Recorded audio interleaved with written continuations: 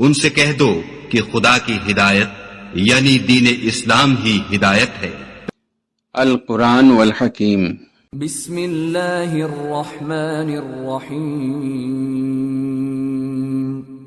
وَإِذَا طَلَّقْتُمُ النِّسَاءَ فَبَلَغْنَ أَجَلَهُنَّ فَلَا تَعْضُلُوهُنَّ أَن يَنكِحْنَ أَزْوَاجَهُنَّ إِذَا تَرَاضَوْا بَيْنَهُم بِالْمَعْرُوفِ ذَلِكَ يُوعَظُ بِهِ مَن كَانَ مِنكُمْ يُؤْمِنُ بِاللَّهِ وَالْيَوْمِ الْآخِرِ ذَلِكُمْ أَزْكَى لَكُمْ وَأَطْهَرُ وَاللَّهُ يَعْلَمُ وَأَنْتُمْ لَا تَعْلَمُونَ۔ اور جب تم عورتوں کو طلاق دے چکو اور ان کی عدت پوری ہو جائے تو ان کو اپنے شوہروں کے ساتھ جب وہ آپس میں جائز طور پر راضی ہو جائیں نکاح کرنے سے مت روکو۔ اس حکم سے اس شخص کو نصیحت کی جاتی ہے جو تم میں اللہ اور روز آخر پر یقین رکھتا ہے، یہ تمہارے لیے نہایت خوب اور بہت پاکیزگی کی بات ہے، اور اللہ جانتا ہے اور تم نہیں جانتے۔ والوالدات يرضعن أولادهن حولين كاملين لمن أراد أن يتم الرضاعة وعلى المولود له رزقهن وكسوتهن بالمعروف لا تكلف نفس إلا وسعها لا تضار والدة بولدها ولا مولود له بولده وعلى الوارث مثل ذلك فإن أرادا فصالا عن تراض منهما وتشاور فلا جناح عليهما وَإِنْ أَرَدْتُمْ أَن تَسْتَرْضِعُوا أَوْلَادَكُمْ فَلَا جُنَاحَ عَلَيْكُمْ إِذَا سَلَّمْتُم مَّا آتَيْتُم بِالْمَعْرُوفِ وَاتَّقُوا اللَّهَ وَاعْلَمُوا أَنَّ اللَّهَ بِمَا تَعْمَلُونَ بَصِيرٌ۔ اور مائیں اپنے بچوں کو پورے 2 سال دودھ پلائیں، یہ حکم اس شخص کے لیے ہے جو پوری مدت تک دودھ پلوانا چاہے، اور دودھ پلانے والی ماؤں کا کھانا اور کپڑا دستور کے مطابق باپ کے ذمے ہوگا۔ کسی شخص کو اس کی طاقت سے زیادہ تکلیف نہیں دی جاتی، تو یاد رکھو کہ نہ تو ماں کو اس کے بچے کے سبب نقصان پہنچایا جائے اور نہ باپ کو اس کی اولاد کی وجہ سے نقصان پہنچایا جائے، اور اسی طرح نان و نفقہ بچے کے وارث کے ذمے ہے۔ اور اگر دونوں یعنی ماں باپ آپس کی رضامندی اور صلاح سے بچے کا دودھ چھڑانا چاہیں تو ان پر کچھ گناہ نہیں، اور اگر تم اپنی اولاد کو دودھ پلوانا چاہو تو تم پر کچھ گناہ نہیں، بشرطے کہ تم دودھ پلانے والیوں کو دستور کے مطابق ان کا حق جو تم نے دینا کیا تھا دے دو، اور اللہ سے ڈرتے رہو اور جان رکھو کہ جو کچھ تم کرتے ہو اللہ اس کو دیکھ رہا ہے۔ والذین یتوفون منکم ویذرون ازواجا یتربصن بانفسهن 4 اشہر وعشرا فإذا بلغن أجلهن فلا جناح عليكم فيما فعلن في أنفسهن بالمعروف والله بما تعملون خبير۔ اور جو لوگ تم میں سے مر جائیں اور عورتیں چھوڑ جائیں تو وہ عورتیں 4 مہینے اور 10 دن اپنے آپ کو روکے رہیں، اور جب یہ عدت پوری کر چکیں اور اپنے حق میں پسندیدہ کام یعنی نکاح کر لیں تو تم پر کچھ گناہ نہیں، اور اللہ تمہارے سب کاموں سے واقف ہے۔ ولا جناح عليكم فيما عرضتم به من خطبة النساء أو أكننتم في أنفسكم علم الله أنكم ستذكرونهن ولكن لا تواعدوهن سرا إلا أن تقولوا قولا معروفا ولا تعزموا عقدة النكاح حتى يبلغ الكتاب أجله واعلموا اللہ یعلم ما فی انفسکم فاحذروه واعلموا ان اللہ غفور حلیم۔ اگر تم اشارے کنائے میں عورتوں کو نکاح کا پیغام بھیجو یا نکاح کی خواہش کو اپنے دلوں میں مخفی رکھو تو تم پر کچھ گناہ نہیں۔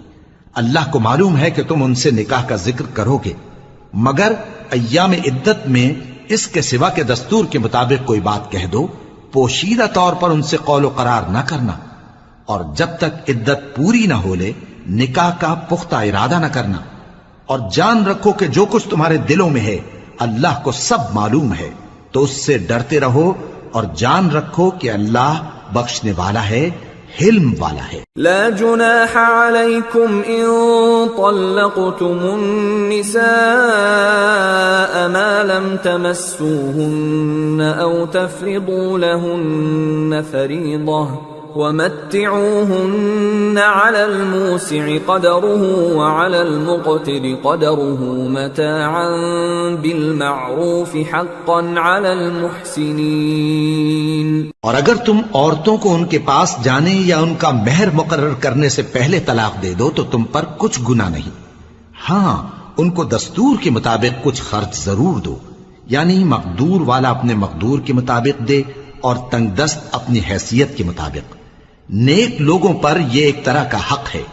وَإِن طَلَّقْتُمُوهُنَّ مِن قَبْلِ أَن تَمَسُّوهُنَّ وَقَدْ فَرَضْتُمْ لَهُنَّ فَرِيضَةً فَنِصْفُ مَا فَرَضْتُمْ إِلَّا أَن يَعْفُونَ أَوْ يَعْفُوَ الَّذِي بِيَدِهِ عُقْدَةُ النِّكَاحِ وَأَن تَعْفُوا أَقْرَبُ لِلتَّقْوَى وَلَا تَنسَوُا الْفَضْلَ بَيْنَكُمْ إِنَّ اللَّهَ بِمَا تَعْمَلُونَ بَصِيرٌ۔ اور اگر تم عورتوں کو ان کے پاس جانے سے پہلے طلاق دے دو لیکن مہر مقرر کر چکے ہو تو آدھا مہر دینا ہوگا۔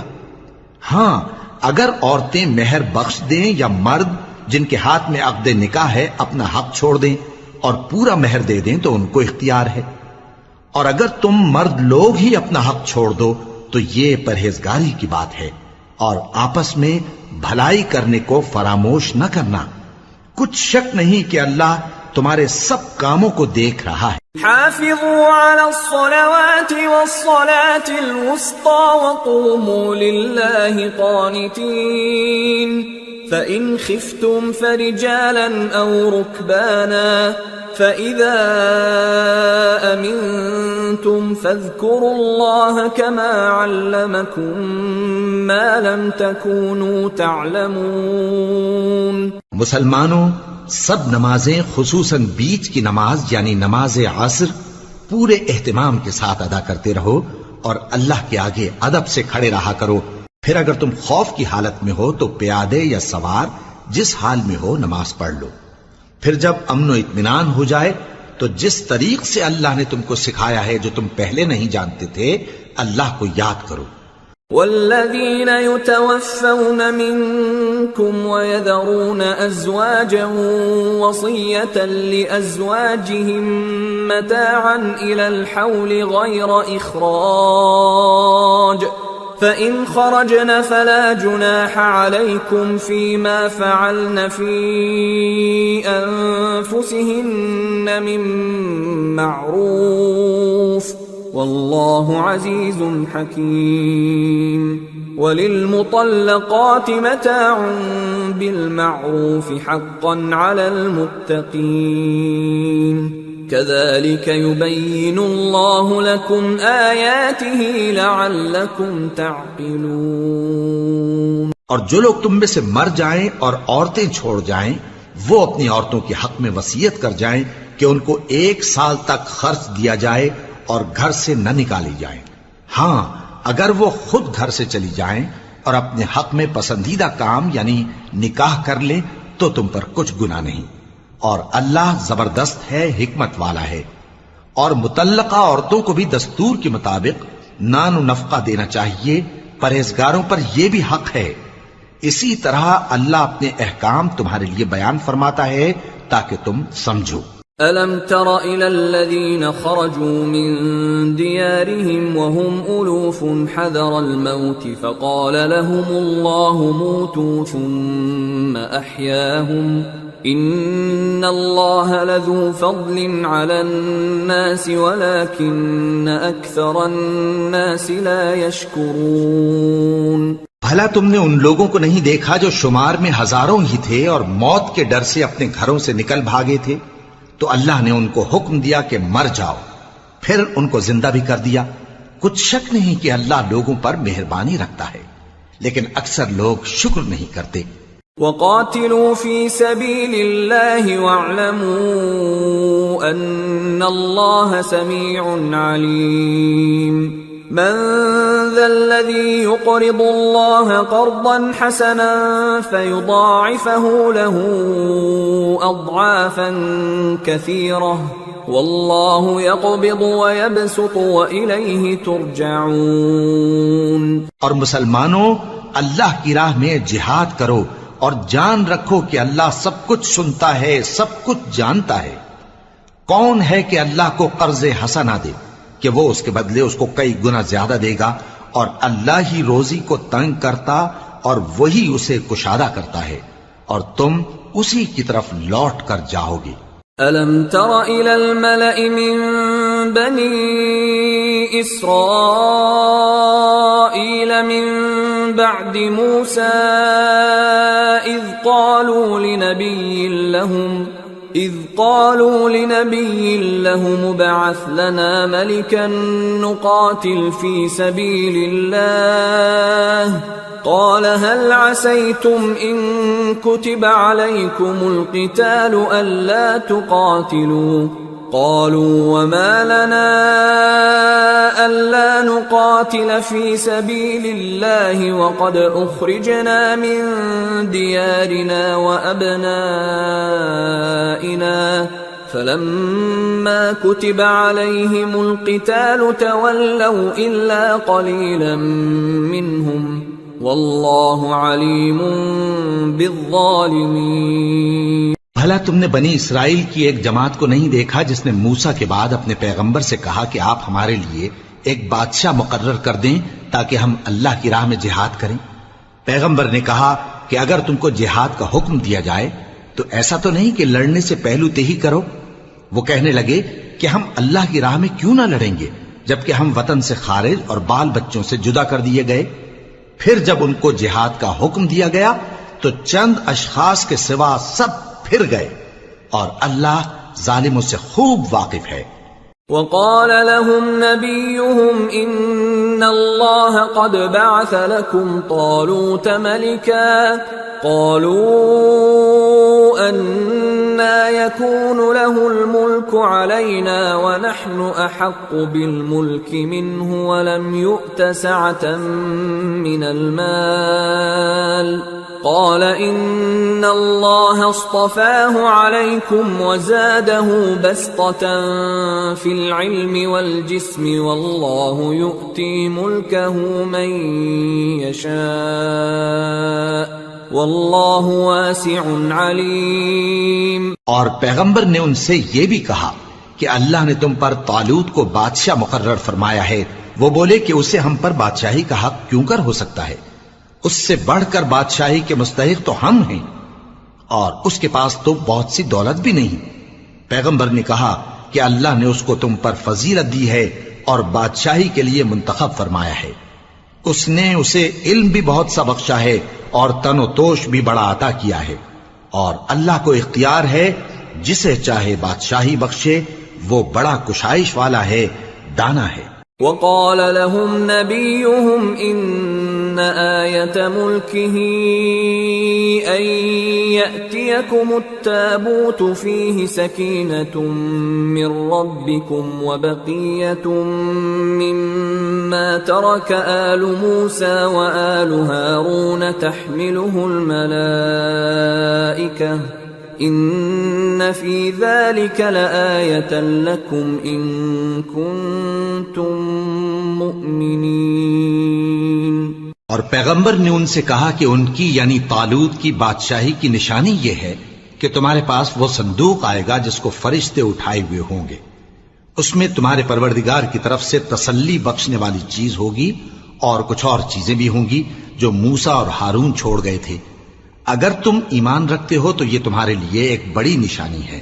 فلما فصل طالوت بالجنود قال إن الله مبتليكم بنهر فمن شرب منه فليس مني ومن لم يطعمه فإنه مني إلا من اغترف غرفة بيده فشربوا منه إلا قليلا منهم فلما جاوزه هو والذين آمنوا معه قالوا لا طاقة لنا اليوم بجالوت وجنوده قال الذين يظنون أنهم ملاقو الله كم من فئة قليلة غلبت فئة كثيرة بإذن الله والله مع الصابرين۔ غرض جب طالوت فوجیں لے کر روانہ ہوا تو اس نے ان سے کہا کہ اللہ ایک نہر سے تمہاری آزمائش کرنے والا ہے، جو شخص اس میں سے پانی پی لے گا اس کی نسبت تصور کیا جائے گا کہ وہ میرا نہیں، اور جو نہ پیے گا وہ سمجھا جائے گا کہ میرا ہے۔ ہاں اگر کوئی ہاتھ سے چلو بھر پانی لے لے تو خیر۔ جب وہ لوگ نہر پر پہنچے تو چند آدمیوں کے سوا سب نے پانی پی لیا۔ پھر جب طالوت اور مومن لوگ جو اس کے ساتھ تھے نہر کے پار ہو گئے تو کہنے لگے کہ آج ہم میں جالوت اور اس کے لشکر سے مقابلہ کرنے کی طاقت نہیں۔ جو لوگ یقین رکھتے تھے کہ ان کو اللہ کے روبرو حاضر ہونا ہے وہ کہنے لگے کہ بسا اوقات تھوڑی سی جماعت نے اللہ کے حکم سے بڑی جماعت پر فتح حاصل کی ہے، اور اللہ ثابت قدم رہنے والوں کے ساتھ ہے۔ ولما برزوا لجالوت وجنوده قالوا ربنا افرغ علينا صبرا وثبت اقدامنا وانصرنا على القوم الكافرين فهزموهم بإذن الله وقتل داود جالوت وآتاه الله الملك والحكمة وعلمه مما يشاء ولولا دفع الله الناس بعضهم ببعض لفسدت الأرض ولكن الله ذو فضل على العالمين تلك آيات الله نتلوها عليك بالحق وإنك لمن المرسلين۔ اور جب وہ لوگ جالوت اور اس کے لشکر کے مقابل میں آئے تو اللہ سے دعا کی کہ اے پروردگار ہم پر صبر کے دہانے کھول دے اور ہمیں لڑائی میں ثابت قدم رکھ اور لشکر کفار پر فتح یاب کر۔ تو طالوت کی فوج نے اللہ کے حکم سے ان کو شکست دے دی، اور داؤد نے جالوت کو قتل کر ڈالا، اور اللہ نے ان کو بادشاہی اور دانائی بخشی اور جو کچھ چاہا سکھایا۔ اور اگر اللہ لوگوں کو ایک دوسرے پر چڑھائی اور حملہ کرنے سے نہ ہٹاتا رہتا تو کرۂ ارض تباہ ہو جاتا، لیکن اللہ اہل عالم پر بڑا مہربان ہے۔ یہ اللہ کی آیتیں ہیں جو ہم تم کو سچائی کے ساتھ پڑھ کر سناتے ہیں، اور اے محمد صلی اللہ علیہ وآلہ وسلم تم بلا شبہ پیغمبروں میں سے ہو۔ صدق اللہ العظیم۔ وما خلقت الجن والانس الا ليعبدون۔ اور میں نے جنوں اور انسانوں کو اس لیے پیدا کیا ہے کہ میری عبادت کریں۔